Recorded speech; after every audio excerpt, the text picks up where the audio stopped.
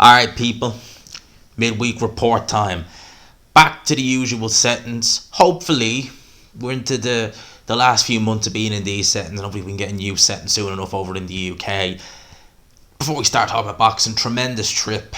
It's so much to unpack from it. There was loads that happened. Recorded by Haney, being at the press conference. I was even at the face-off for Bam Rodriguez versus Sonny Edwards. And they brought me along to that, and I really appreciate that. I was almost swore there, but it's effing amazing being at it. Sonny Edwards has unbelievable amount of energy. I mean, that guy just does not stop. Bam Rodriguez, it was, at times you almost didn't realize when cameras weren't going that he was there. He's a real reserved. There's not much out of him, but I know when it came to points in that face-off, he was really, you saw the killer in Bam. You really did see it. I'm looking forward to that fight. I think it's going to be a good fight. In terms of everything else, it was just, it was amazing. And, I really want to get over there as quick as I can. Obviously, I need to make sure that I'm financially set. I can't just up sticks. I'd love to. Unless someone wants to give me a job, then yeah, fine. But I can't just up sticks and leaves. But hopefully soon we can get over there. We can do a little bit more. It was amazing. Just tremendous. In terms of boxing news, well, here we go. News broke yesterday, and I seen the promos, and oh my god, I think Prograis promo for the Haney fight is even better. I like Devon's, Regis, but I think Prograis was good. This is a really good fight. Devon Haney, Regis Prograis on Dazn. Pay-per-view in North America. Really? Pay-per-view in North America. I know we don't have to pay for it over here, but pay-per-view in North America, the price is to be confirmed. I wonder what that's going to be. Prograis is unknown almost in the States. I mean, as good a fighter as he is, that's not to say he's a bad fighter. As good a fighter as he is, he's virtually unknown over there. He really is. I mean, you would struggle, even amongst hardcores, I'd imagine, to find people who really know who Prograis is. Devon Haney is getting more of a name for himself, but even he's not. I think he needs the right dance partner to be a pay-per-view. I don't think this should be pay-per-view. I'm glad, obviously, over here it's not pay-per-view, because over here they really don't know who the guys are, and obviously it's on an unsociable time here over in Ireland and the UK. But take that out of the equation. The fight itself is very, very good. Both guys had shaky performances last time out, it's fair to say, especially Prograis, given the fact that he was in there with the lesser of the two opponents. I mean, I thought Lomachenko beat Haney. It was close. It was a close fight, but I thought Loma beat Haney. Prograis just looked so unflattering, and he was dropped in his last fight as well. It doesn't give me confidence going into this fight, but I've always said I rate Prograis very, very highly. I remember him against that guy Indongo, Julius Indongo, a couple of years ago. It was a few years ago now. And everything that just is good about Prograis just jumped out at me there. He lost a very close fight to Josh Taylor in 2019, but it was an excellent fight, one of the fights of the year in 2019. And I've often said, if you take Prograis and Taylor at their peaks, it's not as simple as Josh Taylor wins 8 out of 10 fights. It's going to be close between those two, because they're both excellent fighters. So Prograis is probably going to be one of the hardest, if not the hardest punchers Haney's been in there with. He's naturally bigger, and he's a talented fighter. I'm not ruling out Prograis winning at all. I mean, I was going to say upset, but I don't even think I'd call Prograis winning that much of an upset, to be honest with you. I think Prograis is absolutely tremendous. I know his last performance didn't leave people with that imprint in their mind, but believe me, Prograis is a tremendous fighter. He really, truly is. I'm also seeing Pro Boxing Fan report here that Jaime Munguia versus John Ryder could happen in January. That's something that Eddie Hearn revealed. That would be I would assume, it would have to be at 168, because that's where John Ryder, has done all of his fighting, really. Munguia was a 154 pound champion. He moved up, I think, at the end of 2019, start 2020, he moved to 160. Don't quote me on that. I think he did, though. I think that was when he moved up. He had the most unremarkable run at 160. He didn't even fight for a title, and now he's at 168. fighting John Ryder. No disrespect to John Ryder, he's a good fighter, but like, what does he hope to achieve now at 160? Or sorry, 168. You know, is he looking to get a Canelo fight? You know, you think to yourself, you could have had the Golovkin fight all those years ago. I know he was only young at the time. I think he was only like 20, 21 at the time. But, you know, who knows how that would have went. You were talking about Prime Golovkin, don't mind that if it went well. Dana White has been giving his thoughts on the rumours, and they are rumours, and I'm not exactly optimistic that these are rumours that are false. I think that there is some validity to these rumours, unfortunately. And that is that Showtime pulling out of boxing, except for pay-per-views at the end of this year. He says, F Stephen Espinosa, and it's about time that product is off air. Strong words from Mr. White. I hope it's not the case. I like Showtime. I know Eddie Hearn actually said that if Showtime do pull out of boxing, that PBC will have to be looking for a new broadcaster, and that's actually true, because I don't think Fox do much anymore with them, and that would mean they'd have to look elsewhere. And, you know, I like Showtime, I do. I've always liked them. You know, it was them and HBO for a long time. You know, ESPN was there, but it was kind of lower down the pecking order. And who else was there really? You know, there wasn't really many others in the States, you know, that were on that level. You know, HBO bowed out in 2018, and they did say when they were bowing out that they would do the occasional mega fight, which Showtime we're talking about here.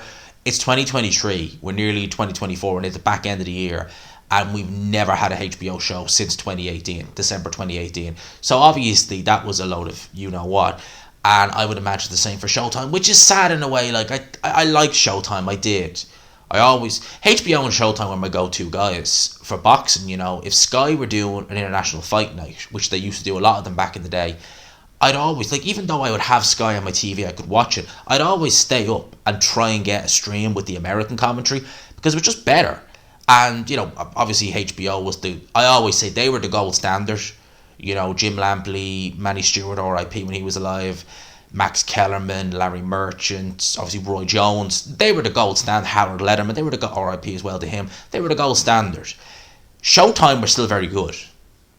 They were still very, very good. And I hope it's not, it probably is, unfortunately. But that's sad, like, if it is. You know, I like Showtime, I did. And, you know, we'll see what happens there. Tony Bellew was on TalkSport and given his 2 cents on Joe Joyce versus Zhang, and the fact that Joe Joyce got beaten quite badly over the weekend. He stated his punt resistance is now gone. It's as simple as that. I don't think he'd beat the British champion right now. That resistance was his greatest asset. I'm sorry to say, I love Joe, but without that punt resistance, he's not above British level. He'll go in for a British title and get hurt. This is the same guy who I think was tweeting only a couple of months ago saying how good Joe Joyce was. Do I think Joe Joyce is British level? No. He's better than that. I think he relied too much on the chin. I do agree. I think the chin it definitely is dented. I agree with him there. But in terms of him being British level, like Fabio Wadley is... Fabio Wadley would get annihilated by Joe Joyce. I don't know what he's on about there saying that. No, Fabio Wadley would get annihilated by Joe Joyce. Even now. You know, even now. And I think Fabio Wadley has his hands full with David Adeleye. That's going to be a good fight. That's going to be a very good fight. Nicky Ball versus Isaac Dogbay, set for November the 18th as a final eliminator for the WBC featherweight title, which is currently held by Ray Vargas in Manchester. Wow. You know, I like Nicky Ball. I really do. I think that is a really good fight. It's very good matchmaking.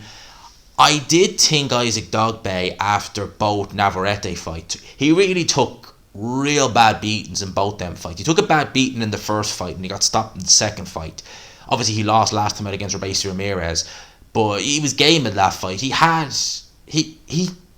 I think we wrote him off. I certainly did. I thought after those 2 beatings he was not going to go anywhere. But Isaac Dogbay, I think there, came back and, you know, he got a crack at a world title, and now they're talking about Nicky Ball.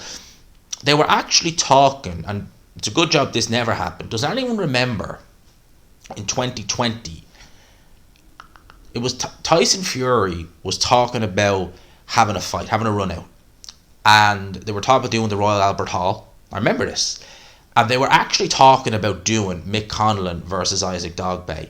Had that fight happened, Isaac Dogbay would have knocked Mick Conlan out, in my opinion.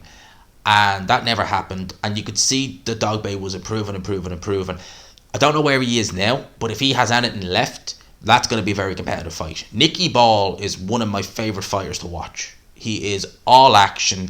He doesn't stop. He looks for the KO. He really is a great fighter to watch. He's tremendous to watch. And that's very good matchmaking, because it's really good to see where Nicky Ball is in terms of, is he at world level? Does he need to drop it down? Because Dogbay still, I think, has a bit left in reserve. I think he does. Now, I was wondering about this because people were asking me was I going to do a watch along for Canelo Charlo, and I'm still kind of will I won't I, because they're quite difficult, those morning starts. Certainly for me nowadays, I just don't find them as easy to do as I used to. Well, I do watch alongs back in the day, but it was easier to do all nighters back then. It's not as easy now, and my answer would still going to be I'm not 100% sure, but it would have been a resounding no if we didn't get an announcement on who are going to show the Canelo fight. Because if it was going to be a case of streaming it, if it was, say, it was on Fight TV, I wouldn't have done it at all, because I would have been like, I'm having to stream it, not with Fight TV, obviously, by other means, because I'm not paying for Fight TV, and it just wouldn't have worked. Well, we don't have to worry about that. It's going to be on Dazn, regular subscription, not pay-per-view, so we might do a watch along for it. We might. I feel like that fight's gone under the radar a touch. I feel like it's really, really, really gone under the radar, because it's fight week, and there's not been a great deal spoken about it, to be honest with you. I really don't think there has. It's weird, really, because it's just kind of like, the fight week has come up on top of us, and we're like, oh yeah, Canelo versus Charlo is this week. And I don't know if it's different in America or what way it is over there, but it just feels like, certainly on this side, even in the UK, even the press conference last week, it was real kind of like, oh crap, yeah, Canelo's fighting next week. And it just did. I don't know. Is it the same in America? Is that what we're seeing? Is that what we're feeling? That it's just kind of gone a bit under the radar? I don't know. I really don't know. And actually, well, I was going to say, but it is kind of relevant, because if Canelo has a 3-fight deal with PBC, they're going to have to look for a new network. And who is that going to be? I mean, I wonder when they sold Canelo, and obviously Canelo was looking for the big fights as well, but I wonder when they sold Canelo, would it be that it'd be definitely on pay-per-view, would it definitely be on Showtime, or what way would it be? Who knows? Eddie Hearn announced that Matchroom have done a deal with Rakuten Ticket and Never Say Never to stage fights in Japan moving forward. 3-year partnership calls for 3 major world-class boxing events in Japan per year, shown on DAZN UK and in the US. I mean, it's definitely an untapped market, Japan, because there is a lot of fanfare over there for their fighters. I don't know. In fact, I don't. Actually, I was only talking with Ade this the other day. I was saying that won't do well this side of the pond, because it seems like the true, genuine hardcores like the fights over there, because it's all small guys. It's all, I mean, a big guy, like in terms of weight class, is like 126 over there. Because you look at the cars, it's all, straw weights, flyweights, light flyweight, super fly. If you see like a super feather or like a lightweight fight, you're like, whoa, what's going on there? Much less a middleweight, super middleweight fight. You hardly seldom see it. And I wonder over this end of the pond, would they look at that and think, oh, the little guys, we don't want to watch them? Because that is kind of the way a lot of people would view it. They just see like, oh, the little guys, I'm not too interested. Great fights in those divisions, and they're all action, but a lot of people look at them and think, it's. I wonder, is Hearn just trying to tap into that market? Because it is an untapped market. Maybe he's hoping to get the next Inoue. Although I think with Inoue, I think we're looking at a once-off with him. I think he really is a once-off. I mean, a fighter from that weight, he started his career at light fly, for God's sake, 108. With that kind of power, I think he really is a once-off. And obviously, it's not just power, it's everything. I think he is a once-off, though. I don't think we're going to get in a new way for a long time. A long, long time.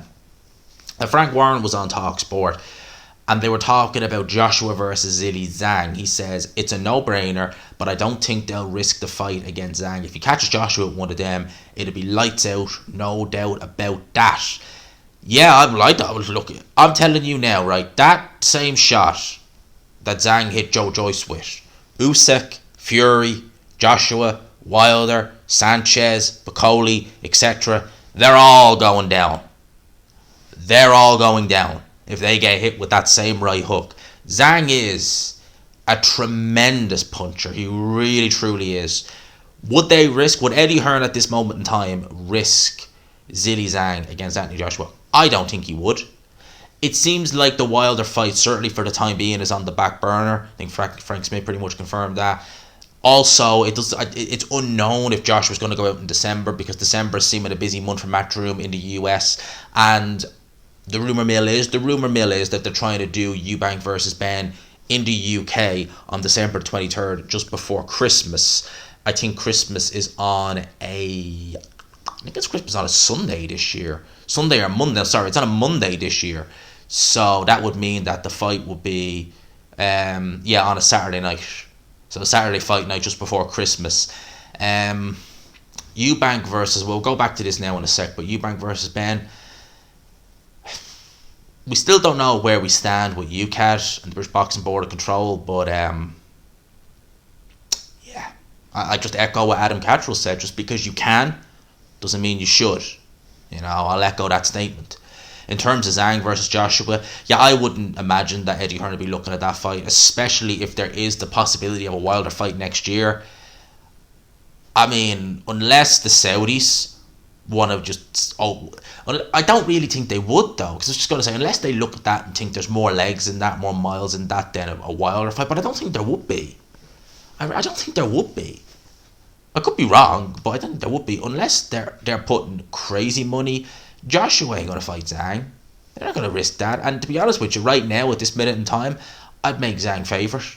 I think he would probably catch Joshua, because Zhang has improved massively. I've no problem admitting it. When I first started watching Zhilei Zhang, I was like, not really, it's not really that impressed, to be honest with you. He just looks a big, cumbersome heavyweight with a bit of power. Not really anything else to it.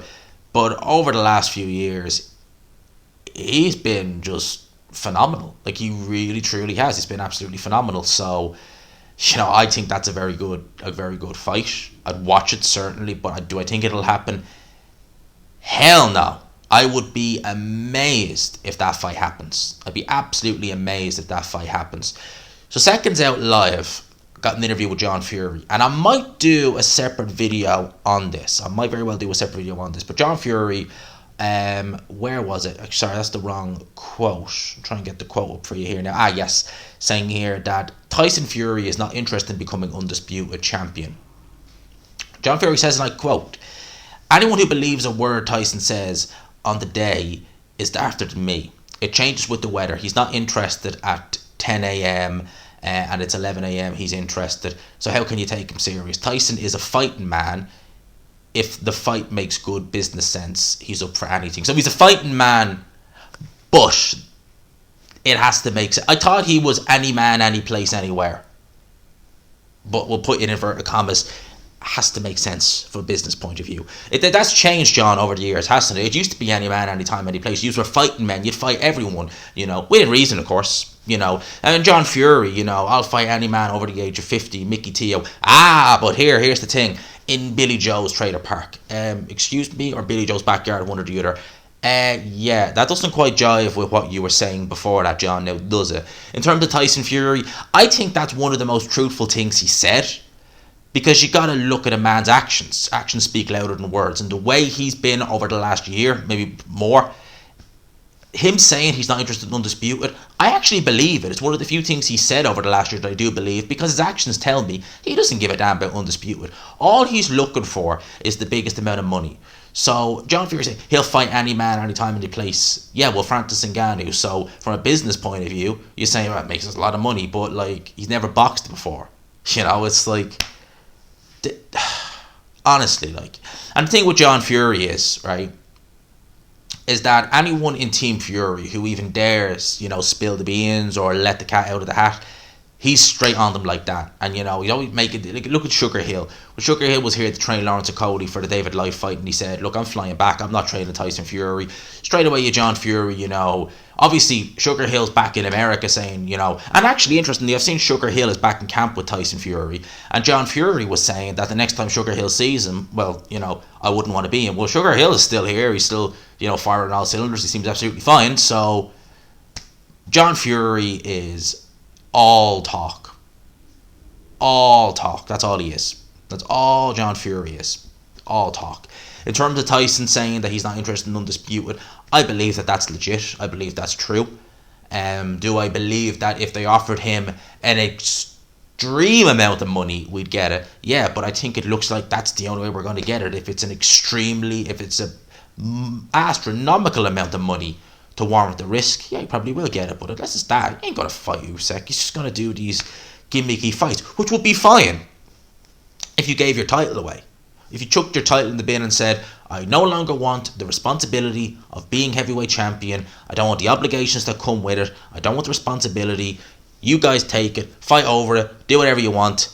I'm fighting John Jones. I'm fighting Francis Ngannou. I'll fight DC if you want to come out of retirement. Whatever. I'll do all that. Fine, go and do it. Make your money. Yeah, fine, go, do it. But don't cling on to the title. That's what I got to say on that. That's my thoughts on this. Let me know yours in the comments below. I hope you enjoyed the video, people. Smash the like button if you could. Hit subscribe, of course, if you haven't already. For now, lads and lassies, I will talk to you. Peace.